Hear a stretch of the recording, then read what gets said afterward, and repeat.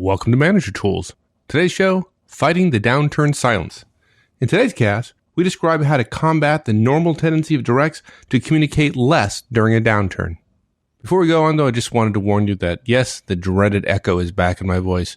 We pulled this recording from a while ago, and yeah, it's still there. But I think this will be the last time you hear it. So, with that apology, here we go with the show.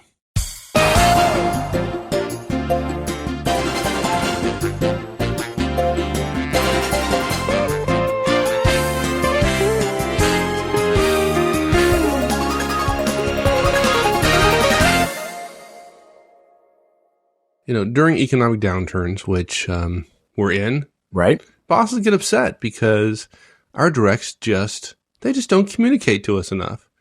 Yeah. You know, they hunker down, they're quiet, they're sullen. How are we supposed to manage under conditions like that? I mean, really. Yeah, all this fog of war around us externally, and then internally we've got more fog of war, right? Exactly. Yeah. The big one for me is that they're afraid to disagree. That is really, and we're going to do an additional cast on their fear of disagreement. How, you know, it's a bit like the road to Abilene here. Everyone's afraid to disagree, and you end up having a bad experience. You know, all joking aside, I mean, these are fairly natural human responses to known and unknown stresses, both internal and external, right? I mean, this is nothing unusual. Yeah, look, if people fear the changes they don't know are coming, right? There are some people who are sitting next to you right now or listening to this podcast. They fear changes that they know are coming. Imagine what it's like that they don't know what changes are coming, but they know change is coming. Imagine how much fear they have for that. It's rational for them, okay? They're not then going to introduce more change into their portion of the universe by disagreeing or suggesting different ways of doing things. They'd rather stick to the things that apparently 6 months ago made us profitable. Why should we change those things? Let's not do that. That'll create too many moving parts.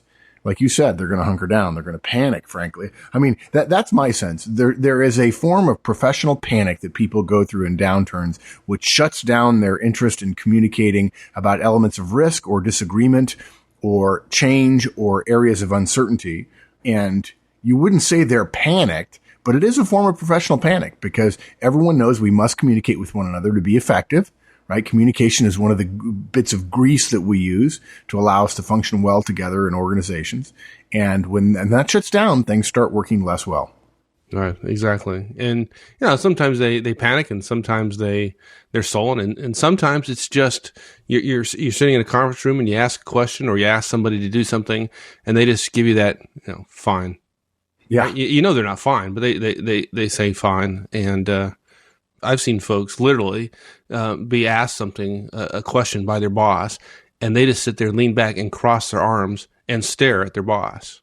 Yeah, that's pretty bold. It's pretty bold. But you can feel bold. You can feel emboldened if, in fact, you're protecting your piece of turf and your piece of turf is in question, right? Right. And I think probably, you know, when you introduced the cast, you used some pretty strong language. You said how to combat the normal tendency of people to communicate less frequently. And that's the word we intended to use. It's our job as managers to communicate. It's our most frequently used manager tool, overall anyway. And to have it attenuated, to have it reduce, thereby reduces our effectiveness. There's no way around that. As managers, we need some simple things that we can do to pry open the lines of communication, because without those lines of communication, we're going to be less efficient, less effective. We make no bones about it. Pry, we will. Okay. So what's the crowbar we're going to use here? Yeah. We have 6 recommendations. Actually, I'm sorry. We have 5 recommendations and 1 false recommendation that a bunch of people will recommend. And it's number 6. We call it the secret bad idea. Everyone suggests it. It's just dead wrong. Don't do it. The first 5 are, as you're working, produce plans earlier, share more drafts, and expect the input you get from people to take longer. That's a way to increase the communication between us and our directs. Second, we need to decrease our communication during meetings, and we'll suggest some ways to do that. We need to ask more questions directly, and there's a secret to doing that. Hopefully everybody can figure that out, but we'll share it nonetheless. We need to provide feedback on communications. Communication is a behavior. Shoot, it's 4, if not 5 of the 5 behaviors we talk about. We need to talk to people about why, you know, what happens when they communicate less. And we definitely need to end our one-on-ones, which were invented to create communication and relationships and trust. We need to end them with more questions. And of course, we'll finish with the secret bad idea.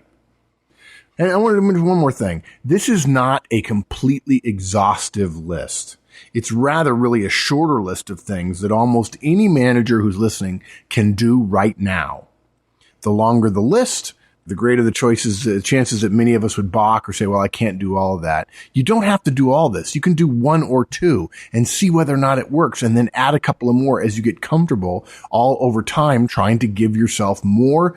You're engaging in behavior to increase the amount of communication. If you do X and you get more communication, do more of X until it plateaus, and then do Y based on this list, and then do Z if you get better results with that. You can do all of this now, and you can watch communication quantity and then therefore quality improve quickly. So just wanted to add that caveat. Yeah, good point. It's pretty simple. If we want more communication from our directs during a downturn, and we do. Yeah. And that's the thing. We want it, and they don't want to do it. And there's nothing wrong with us wanting it and them not wanting to do it, right? It's okay. We understand why people are drawn in, and yet we have a disconnect. Right. Whereas 6 months ago, because they don't want it doesn't mean we don't get it either. So we're going to have to, we got to be willing to demand it. We got to ask for it, beg for it, encourage it, reward it, cajole it, whatever. We've got to do all of that to get this. And one of the things that we can do is produce plans earlier, share more drafts, and then expect the input to take longer. Right. As much uncertainty as is out there externally during a downturn, if you have less communications, you're going to get greater uncertainty internally, and that's not a good plan. And so, look, when we're working on planning, right, we're going to be working on projects. We're going to be asked to change things by our boss, to reduce throughput times, to change processes, eliminate work, reduce steps, and so on. All that's normal. If you're thinking, gosh, I wonder, do they do this every time? Yes, they do this every time. Can we make our customer service process 3 weeks shorter, or can we make it 7 or 8% shorter? Because you may not understand why, but if we do it 7 or 8% shorter, they start paying us 7 or 8% sooner, and we get to, even if we have to spend the money, if we don't have to spend the money, we earn some money on the money they pay us for 7 or 8% longer period of time than even though that math doesn't work exactly right, if we have the money sooner. So look, you're going to have to plan new ways of doing things in a market where we can't assume we're going to be profitable based on a normal set of behaviors, processes, policies, and outcomes. Okay. You totally know. Look, if you're a manager, you totally know this feeling. You're sitting in your boss's staff meeting and you're being told, okay, we need to do X.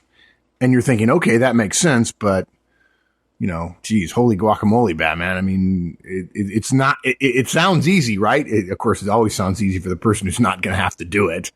Right? What's that Dilbert cartoon where the pointy-haired boss says, I need you to do something for me. It shouldn't be that big a deal. And I think the punchline was build a worldwide secure satellite communication system, and the budget was $11 and the time was 3 days or something. The fact that it sounds easy doesn't mean it's going to be easy. But the fact is, many of us have had this happen, and we dread going back to our desk and having to sit down and preparing a briefing on what's going to happen and how we're going to make it happen and how we need input. We can't just make it up, or we can make it up in our head, but that means the people who are actually going to do it didn't have any input into the process, and that means the process is going to be less efficient. So what happens is, during the downturn, we're told, you got to work fast. We got to speed things up and so on.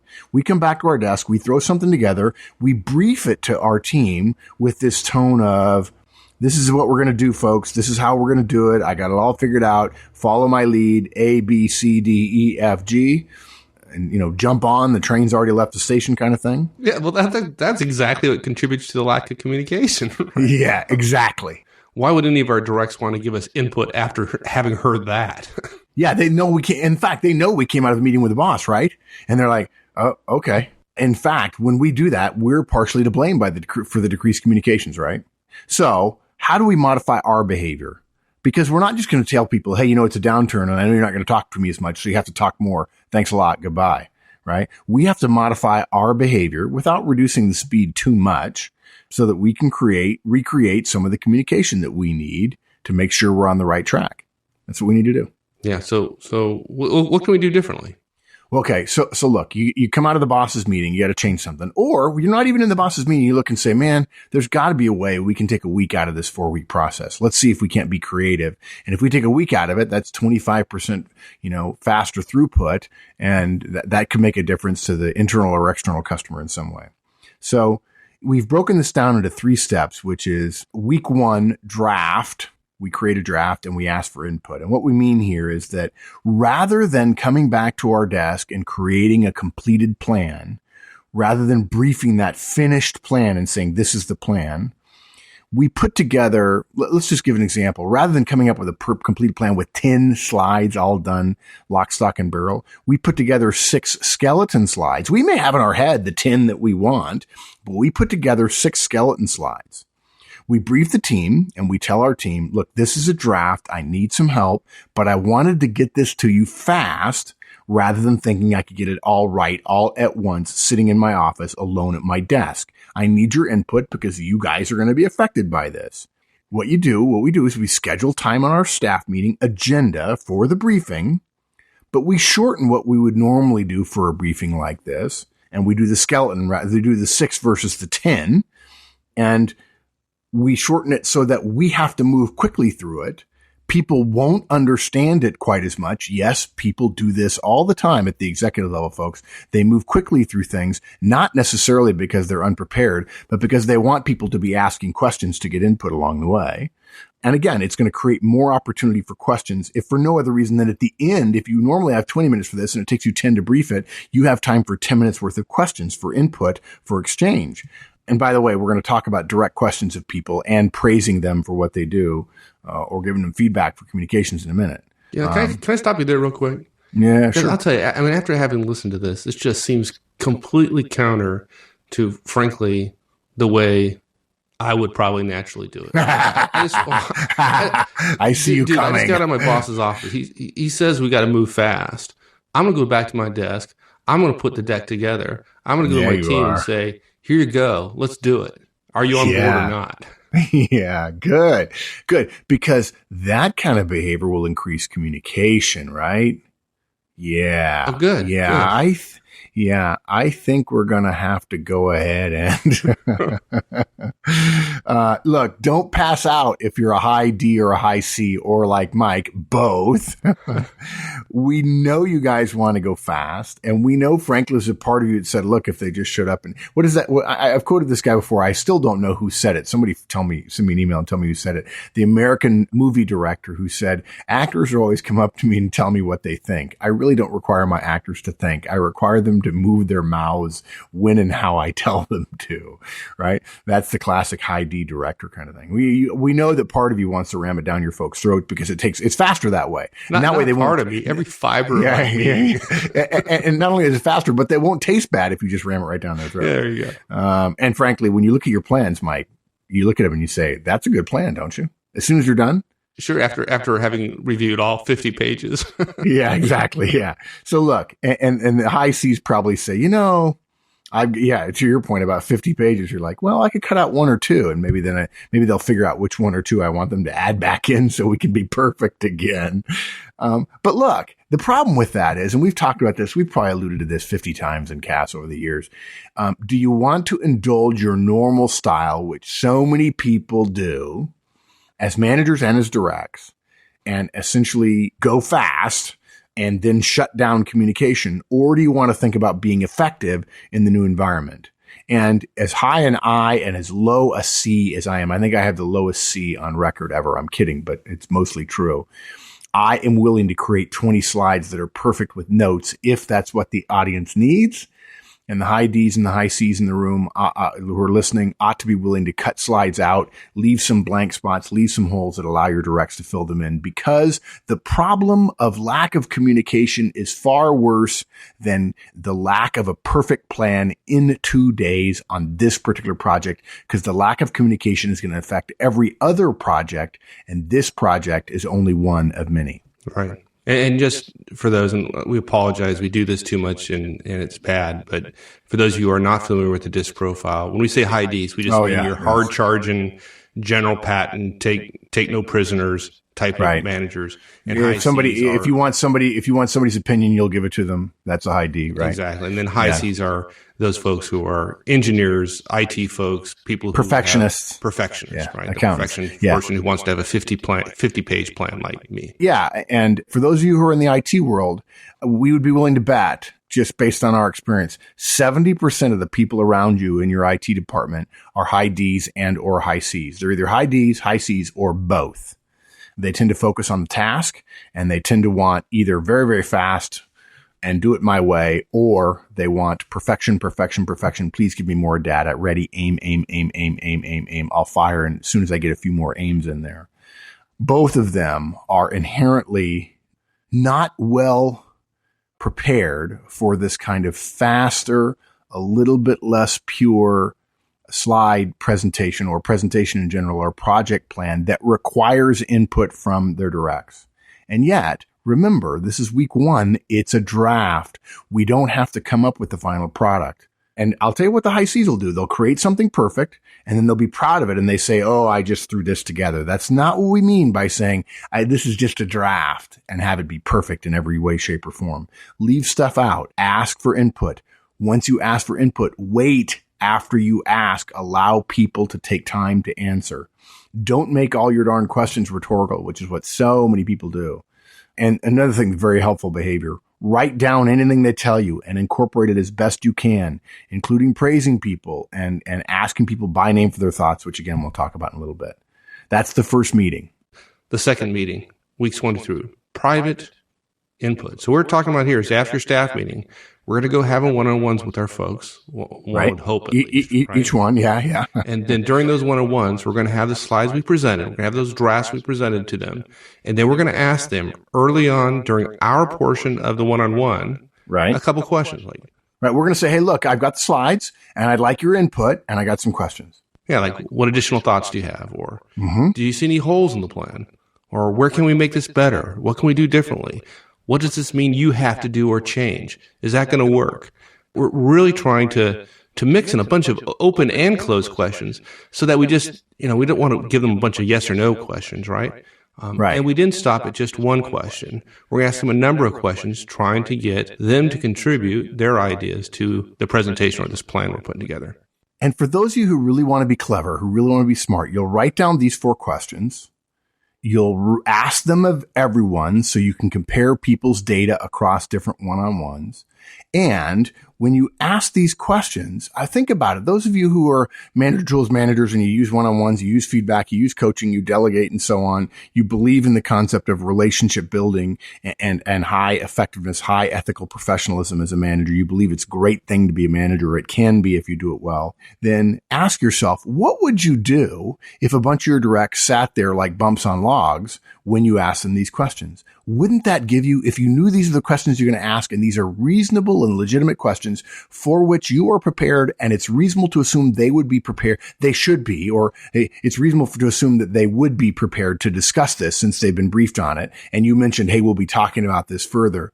What would be a reasonable course of action if they sat there and simply didn't give you any answers? It'd be time for feedback, wouldn't it? That's why we suggest this here in part, so you'll have a chance to give them feedback later. And speaking of feedback, for anybody who attended the meeting, who said anything at the meeting, privately praise them or give them positive feedback. They're slightly different, praise and positive feedback. Praise them or give them positive feedback for what they did in the meeting. If you want to change communications behaviors in a downturn, you must change the way you reward, the way you incent people for their behaviors. If they're doing what you want, give them positive praise, positive feedback. If they're not doing what you want, give them negative feedback. Good. Okay. And then in weeks 2 to 3, we issue the final draft. And if we can, after we get input from our folks during our one-on-ones, we incorporate that feedback and input into our plan and we prepare a final draft. Now, it's critical that the document is different because as we brief it, we want to be able to point out the input and the change we made as a result of the input we got from the attendees there. And look smart. Yeah. And look all you smarty pants out there. You got nothing on me. I like putting together a briefing that people look and go, wow, that's pretty good. Where do you learn that? Right? It doesn't matter how much you can do all by yourself. Leave stuff out that you know in the first week. Ask for input and see if anybody catches it. If they don't catch it, you can add it back in week 3, but probably some of your people will catch it, and then you'll be able to tell them, hey, nice job. Thank you very much. It only added a couple of days. Yeah, we know you want to impress your people, but really, seriously, you want to impress your directs? The way you impress your directs is by figuring out how to get more communication out of them when they're scared and showing them that they can trust you to be open with them. Then the next time there's a downturn, they'll look to you and say, okay, we know it's here. What do we do? Let's run the playbook. Yeah, exactly. And also notice that we called this a final draft. We didn't call it the final final plan. Yeah. It's draft. However final it is, if it's a big project, you can do another round of public and private input. If not, you can ask for final input and then make the changes then and there, and then move right into an implementation discussion. The point is, we want to continue to get input from folks, incorporate their ideas, therefore they own the plan.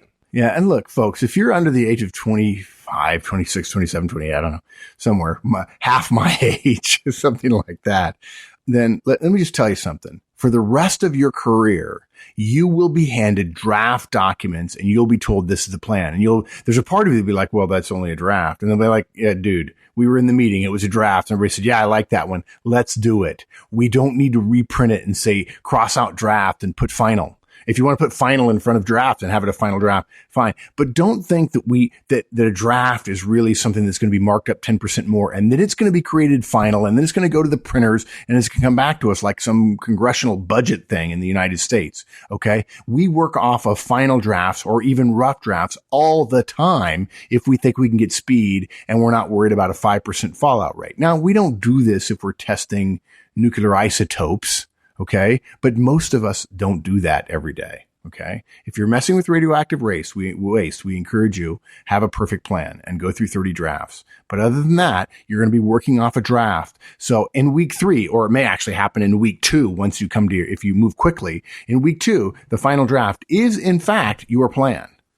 You might modify it on the fly, and there's nothing wrong with making marks on a PowerPoint, 5 or 6 or 10 pages, crossing things out, changing them and say to your admin, hey, Bob, will you please go make copies of this, distribute it out to everybody? And let's make sure we follow this is the plan. And this is the game plan. And we're running it starting now. Too many folks say, okay, this is a draft. I had actually somebody a few months ago ask me, Mark, this is a draft. Now, are we going to use this or do we need to have another round of stuff? I said, get busy, man. Go. And so our first point was produce plans earlier, share more drafts, get more input, and expect the process to take a little bit longer. Can I interject here again? I know you're going to kill me afterwards for interjecting all the time, sure. But I really like this show. We didn't say it in the beginning, I don't think. I don't remember saying it. If you said it, then I apologize. And that is produce plans earlier. We didn't say don't take 2 weeks to produce your draft. If your boss gives you something on Tuesday, put something together by your Thursday staff meeting. If you get something by Thursday, don't wait until the following Thursday. Schedule a meeting and deliver your draft on Monday. Don't wait 2 weeks and miss 2 staff meetings or 2 sets of one-on-ones in order to do this. Get it done in a week. And this one floors me every time because we're talking about improving communications and creating more communications, but you're going to talk about decreasing our communications during meetings. Yeah, of course. I didn't provide the right emphasis because I should say decrease our communication during meetings. I'll tell you what, though. Of course, when you think about it, we decrease our communication. What I should have written was we decrease our uttering, our speaking. We actually increase our communication because communication is what the listener does. Single biggest mistake that managers make during downturns. Everybody else gets quiet. We feel they're wanting more from us. And of course they are, but that doesn't mean that we necessarily need to speak up. So we fill up the dead space and not necessarily with quality.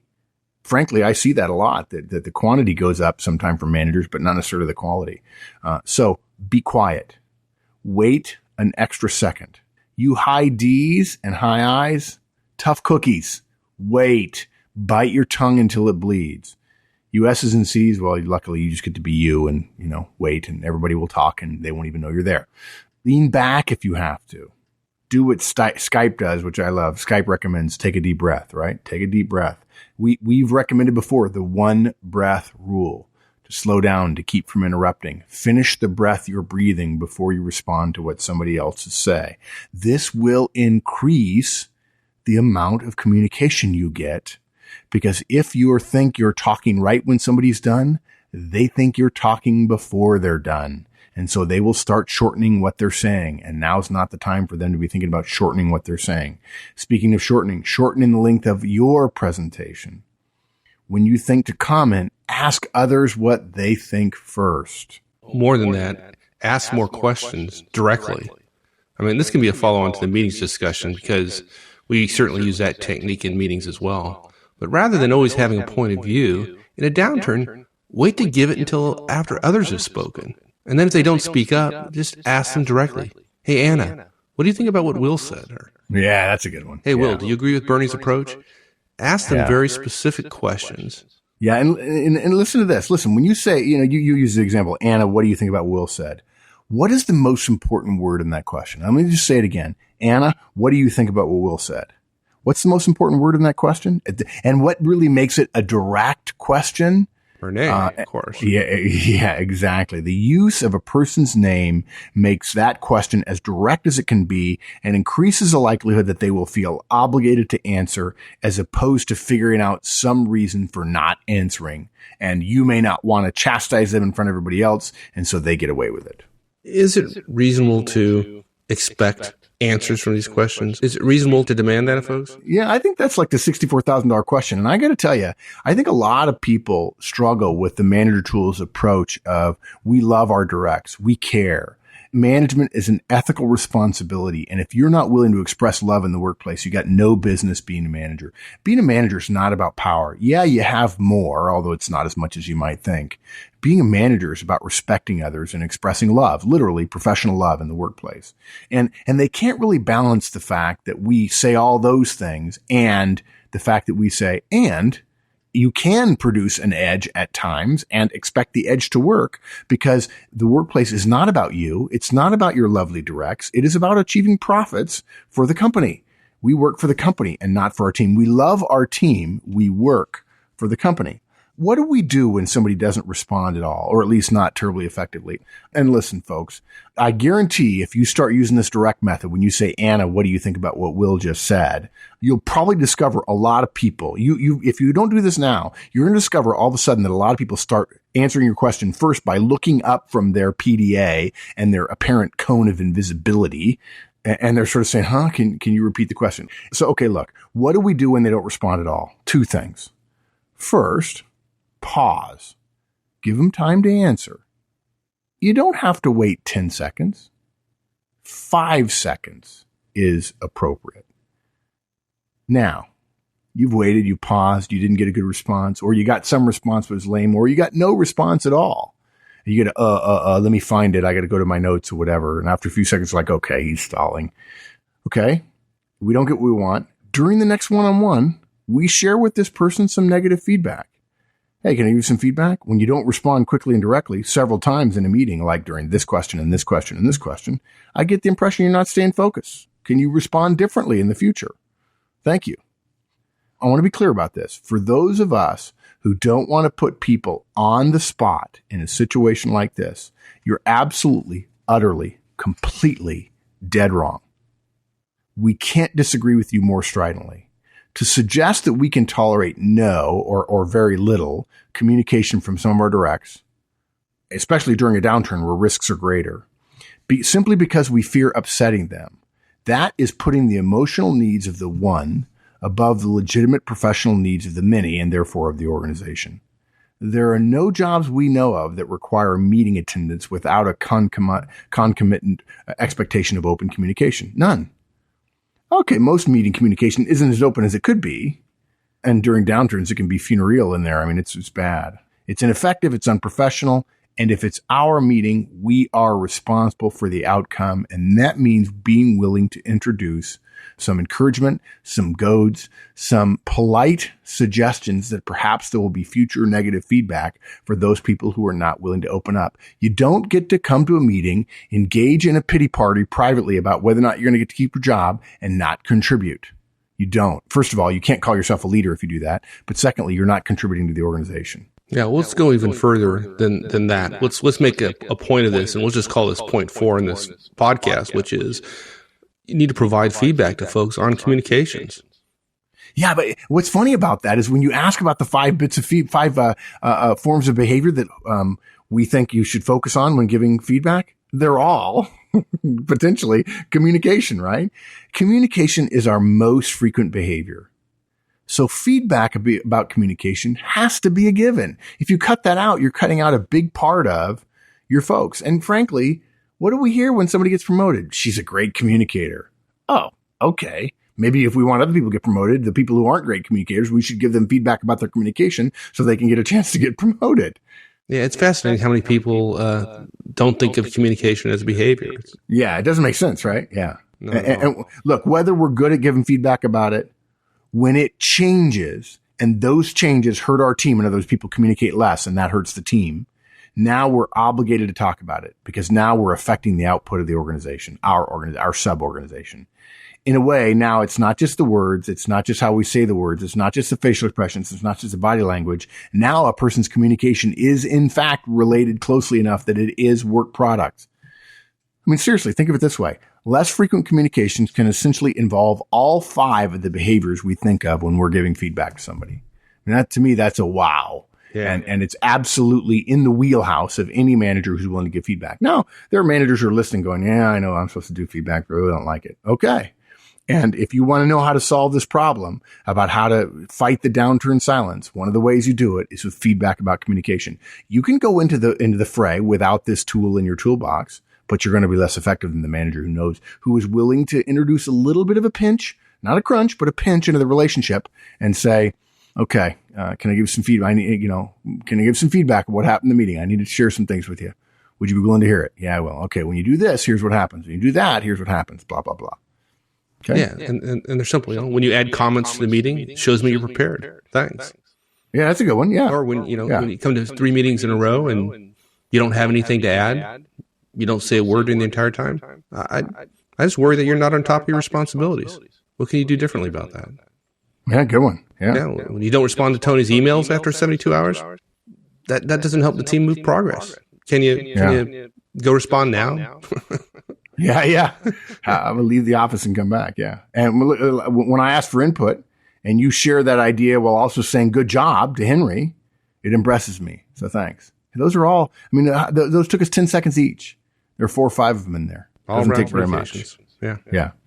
Let's keep with this theme about communications and talk about one-on-ones, because I think there's some things we can do differently at the end of one-on-ones to help get us through this. Yeah. The end of one-on-ones are some of the most poorly managed minutes of even some effective managers' times. It's amazing how much the last 90 seconds, which is not a trivial percentage of a 30-minute meeting, are squandered away in chit-chat and whatever. And so what we recommend, and by the way, I learned this from one of my favorite managers I've ever known, a guy who I think is retired now, but he never ended he owned his ending of the one-on-one. He really focused. He made themes throughout months and quarters to drive home key points. And basically what we're recommending here is save 2 minutes at the end. Because if you can spend those 2 minutes setting a space where people are going to communicate more effectively in the future because of what you do, anything you could get about a given project in the last 2 minutes is not going to be important as improving communication frequency, quality, and quantity going forward out of the one-on-one. And what we're suggesting is you save those 2 minutes to ask questions. Here are some examples. How's it going? Which is exactly how you started, but that's okay. How are the stresses that we're going through affecting you? Here's one of my personal favorites that so many managers wonder, can I ask that? Here for the record, and feel free, HR people, to disagree with me. I know your spouse works. And by the way, wouldn't it be nice if you said their spouse's name? I know your spouse works. How are things going there? Right? Do you need help with anything? What's bugging you most right now? What work are you feeling good about? What projects worry you? Are there things I'm missing that you see? What are you thinking about the next 6 months? I know the last downturn was hard. How are you feeling about this one? And look. Those are good questions. Yeah. I bet you come up with like 50 more, like right off the top of your head, right? Yeah. But look, to be fair, you say that, and yet there's some people go, gosh, I don't know. That sounded so good. I want to write them down. And well, if you have premium content, you can just use the show notes. But on the other hand, I've been either doing or watching managers do one-on-ones for 20 years. And the good ones ask lots of questions. And sometimes it feels a little bit like you've been scraped around a little bit with a spoon inside your mouth. But the manager doesn't leave without knowing what she needs to know. And look, we can't communicate if our direct isn't talking. We end with questions because questions cause responses. Too many of us feel that we need to be in charge during a crisis. And that, as we've said before, that means forcefulness. It means energy, or it means more planning in our office till late at night, harder work. And that reduces communication on top of the fear and reticence our directs are already feeling. And that's just not a good plan. Okay. So you have a secret bad idea for us. Yeah. Saving this one, the fun for the end.